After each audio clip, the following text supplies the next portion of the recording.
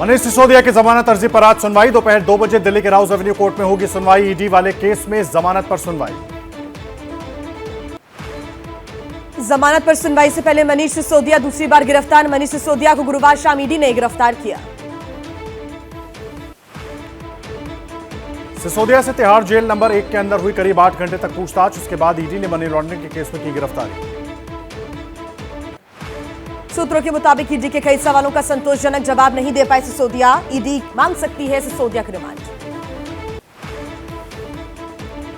आज मनीष सिसोदिया के सीबीआई वाले केस में भी जमानत पर सुनवाई होनी है। सूत्रों की माने तो सीबीआई सिसोदिया की जमानत का विरोध करेगी। अरविंद केजरीवाल का जांच एजेंसियों के बहाने केंद्र सरकार पर हमला। बोले मनीष को अब ईडी ने गिरफ्तार कर लिया। इनका एक ही मकसद है, मनीष को हर हालत में अंदर रखना। जनता जवाब देगी। बीजेपी सांसद और केंद्र सरकार में मंत्री मीनाक्षी लेखी ने कहा, आप नेता जानते थे कि मनीष सिसोदिया का नाम मनी लॉन्ड्रिंग में शामिल है। ये बड़ा घोटाला है, जांच में लगने वाला है समय। बीजेपी सांसद मनोज तिवारी का सिसोदिया पर हमला। कहा, मनीष सिसोदिया की गिरफ्तारी के बाद भ्रष्टाचारियों में दहशत। सांसद मनोज तिवारी ने फिर कहा, क्या मनीष सिसोदिया के पास अरविंद केजरीवाल के राज हैं? बहुत सारे सवाल हैं जिनके जवाब बाकी। आम आदमी पार्टी के सांसद संजय सिंह केंद्र सरकार पर बरसे। बोले मनीष को जेल में रखना उनका मकसद। अडानी को लेकर साथ घूमो और आम आदमी को परेशान करो। केजरीवाल सरकार में मंत्री बनने के बाद बोले सौरभ भारद्वाज, मनीष सिसोदिया मेरे आदर्श हैं। 24 के चुनाव से पहले बीजेपी विपक्षी पार्टी के बड़े नेताओं को निशाने पर ले रही है। तेलंगाना के सीएम केसीआर की बेटी कविता का सिसोदिया की गिरफ्तारी को लेकर बीजेपी पर हमला। कहा, 24 के चुनाव के चलते विपक्ष को डराने की कोशिश। बीजेपी विधायक मनजिंदर सिंह सिरसा का केजरीवाल पर निशाना। कहा, जांच एजेंसियां सिसोदिया से पूछताछ कर रही हैं और केजरीवाल सिसोदिया को बेगुनाह बता रहे हैं। दिल्ली बीजेपी के कार्यकारी अध्यक्ष वीरेंद्र सचदेवा का केजरीवाल पर निशाना। बोले, कहते थे कि ईडी को कुछ नहीं मिला, लेकिन इनके ये दावे भी गलत साबित हुए। कांग्रेस नेता अलका लांबा का केजरीवाल सरकार पर निशाना। कहा, आपके ठगों की चाल बदली, चरित्र बदला पर नहीं बदले चेहरे। आपके ठगों से सावधान। बिना नाम लिए राष्ट्रपति जगदीप धनखड़ ने राहुल गांधी पर साधा निशाना। कहा, विदेशी धरती से ये कहना कि भारतीय संसद में माइक बंद कर दिया जाता है, देश का अपमान है। राहुल पर धनखड़ की टिप्पणी पर कांग्रेस ने भी पलटवार किया। जयराम रमेश ने कहा कि उपराष्ट्रपति की टिप्पणी निराशाजनक, सरकार के चीयर लीडर नहीं हो सकते उपराष्ट्रपति। लोकसभा विशेषाधिकार समिति आज राहुल गांधी के खिलाफ करेगी सुनवाई। बीजेपी नेता निशिकांत दुबे समिति के सामने पेश होंगे। राहुल गांधी के खिलाफ मौखिक बयान दर्ज कराएंगे। कांग्रेस जल्दी ही चुनाव संबंधी फैसलों के लिए एक इलेक्शन मैनेजमेंट कमेटी गठित करेगी, जो 2024 चुनावों के मद्देनजर सारे बड़े फैसले करेगी। बड़े नेता हो सकते हैं कमेटी में शामिल। उत्तर प्रदेश में स्थानीय निकाय चुनाव को लेकर गठित पिछड़ा वर्ग आयोग ने मुख्यमंत्री योगी आदित्यनाथ को रिपोर्ट सौंपी। यूपी सरकार सर्वे रिपोर्ट को आधार बनाकर नई आरक्षण सूची जारी करेगी।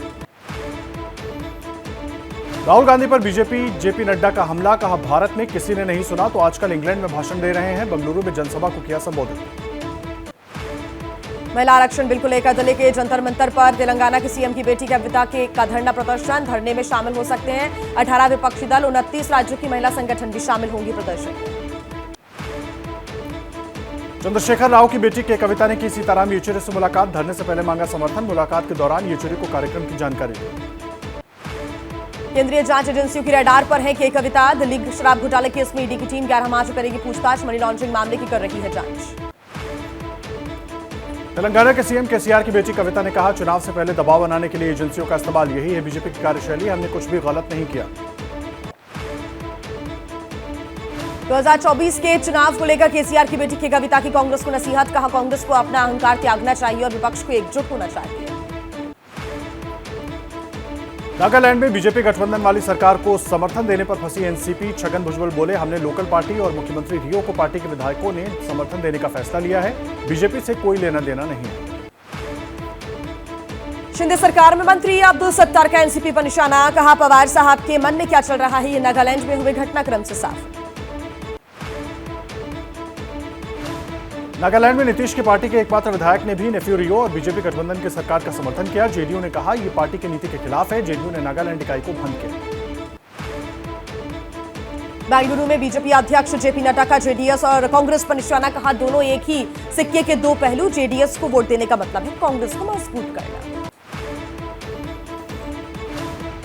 2024 में अखिलेश यादव की तरफ से सभी 80 सीटों पर चुनाव लड़ने का ऐलान करने से कांग्रेस की मुश्किलें बढ़ी। इस बार रायबरेली और अमेठी में भी नहीं छोड़ेगी एसपी।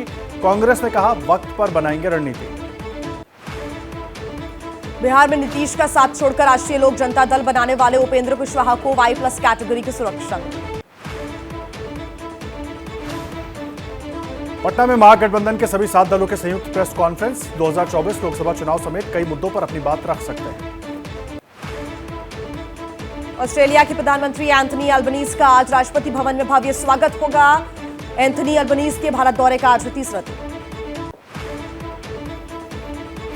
आज ऑस्ट्रेलियाई प्रधानमंत्री अल्बनीज और पीएम मोदी के बीच दिल्ली के हैदराबाद हाउस में ऑस्ट्रेलिया भारत सालाना शिखर सम्मेलन, रणनीतिक साझेदारी और कारोबार पर सहयोग बढ़ाने को लेकर चर्चा होगी।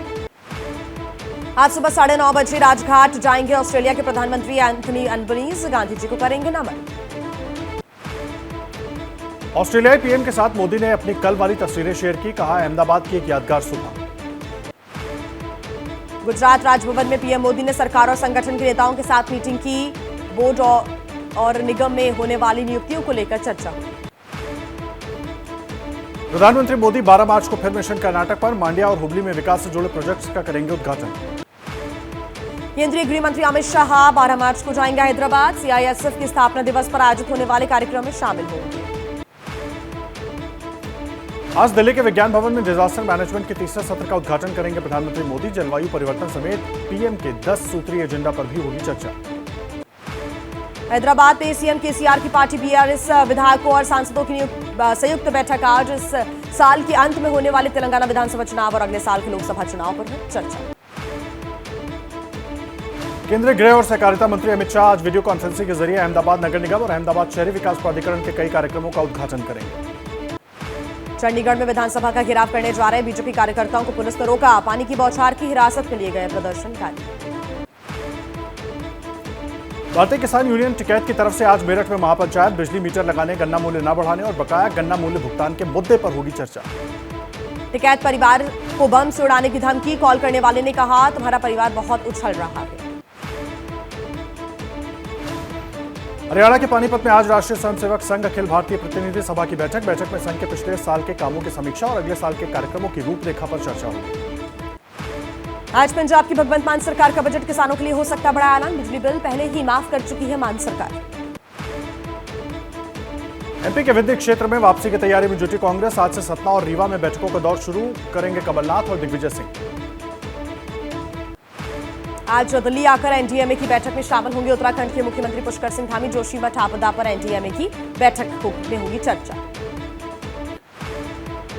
उत्तराखंड में Rishikesh Karnaprayag rail line tunnel पर हादसा, मशीन की चपेट में आने से मजदूर की मौत। स्थानीय लोगों ने किया प्रदर्शन। टीएमसी नेता अनुव्रत मंडल को आज दिल्ली की अदालत में पेश किया जाएगा। पश्चिम बंगाल में पशु तस्करी मामले से जुड़े कथित मनी लॉन्ड्रिंग मामले में ईडी की हिरासत में है मंडल। मथुरा के श्रीकृष्ण जन्मभूमि और शाही ईदगाह विवाद मामले में आज फिर सुनवाई। सर्वे की मांग को लेकर दी गई है याचिका। हैदराबाद के बाहरी इलाके में 22 वर्षीय युवक की बेरहमी से हत्या। अज्ञात हमलावरों ने दिया वारदात को अंजाम। चाकू से किया वार, अस्पताल ले जाते समय हुई मौत। दिल्ली के न्यू अशोकनगर में अपार्टमेंट के बाहर खड़ी गाड़ी में मिली लाश। 3 दिनों से खड़ी थी गाड़ी। पुलिस ने केस दर्ज कर छानबीन शुरू की। उत्तरी कश्मीर के कुपवाड़ा में ईडी का छापा। कुलपोरा निवासी मोहम्मद अब्दुल्ला शाह और अहमद शाह के घर हुई थी तलाशी। ईडी को कई अहम दस्तावेज भी मिले हैं। जालंधर में डेरा सिरसा मुखी बाबा गुरमीत राम रहीम के खिलाफ केस दर्ज। श्री गुरु रविदास और कबीर पर टिप्पणी करने का आरोप। आईपीसी की धारा 295A के तहत कार्रवाई। जांच में जुटी पुलिस। वारिस पंजाब डे के चीफ अमृतपाल के साथ ही गुरिंदर पाल को चंडीगढ़ एयरपोर्ट पर रोका गया। हथियार के साथ फोटो डालने पर हुआ था केस। 1 साल से फरार चल रहे समाजवादी पार्टी के नेता जोगेंद्र सिंह यादव यूपी के एटा में गिरफ्तार। एसपी के टिकट पर 2 बार लड़ चुके हैं चुनाव। अलीगढ़ में युवक की बेरहमी से हत्या। आरोपियों ने पहले लाठी डंडों से पीटा, फिर छत से नीचे फेंका। पुलिस ने 9 लोगों के खिलाफ केस दर्ज कर कार्रवाई शुरू की। भारत से जर्मनी गए मुंबई के एक दंपति की दर्द भरी दास्तां सामने आई। जर्मनी में उनकी बच्ची को खेलते वक्त चोट लगने पर जर्मनी की चाइल्ड केयर संस्था के लोग अपने साथ ले गए। बच्ची के माता पिता पर लगाए संगीन आरोप। बच्ची के मां बाप की प्रधानमंत्री मोदी से गुहार, हमारी बच्ची को जर्मनी से भारत लाने में मदद करें, वहां उसकी जान को खतरा। विदेश मंत्री एस जयशंकर ने चांदनी चौक पर गोल्डन हवेली का उद्घाटन किया। पुरानी यादों को संजोए है गोल्डन हवेली। अमृतसर में स्वर्ण मंदिर पहुंची राष्ट्रपति द्रौपदी मुर्मू, पंजाब के सीएम भगवंत मान ने किया स्वागत। राष्ट्रपति ने श्री हरमिंदर साहिब में मत्था टेका। बड़ोदरा के टैटू आर्टिस्ट ईशान ने 91 घंटे तक बिना थके बनाया tattoo, Guinness book of world record में नाम हुआ दर्ज। वुमेन्स प्रीमियर लीग में मुंबई इंडियंस ने लगाई जीत की हैट्रिक। मुंबई ने दिल्ली कैपिटल्स को 8 विकेट से हराया। मुंबई की ओर से यास्तिका भाटिया ने 41 और हेली मैथ्यूज ने 32 रन बनाए। क्या मजबूरी है मेरी, बताइए। मैं अभी आपको बताती हूँ कि मैंने ओए होए होए होए नमकीन के चटकारे लेते हुए टकटकी मार के डिबेट शो को पॉज रिपीट कर करके देख रहे हैं जोगिंदर जी। इनकी तरह आप भी देखें अपनी फेवरेट डिबेट्स को रिपीट कर और डाउनलोड कीजिए एबीपी लाइव ऐप अपने स्मार्ट टीवी पर।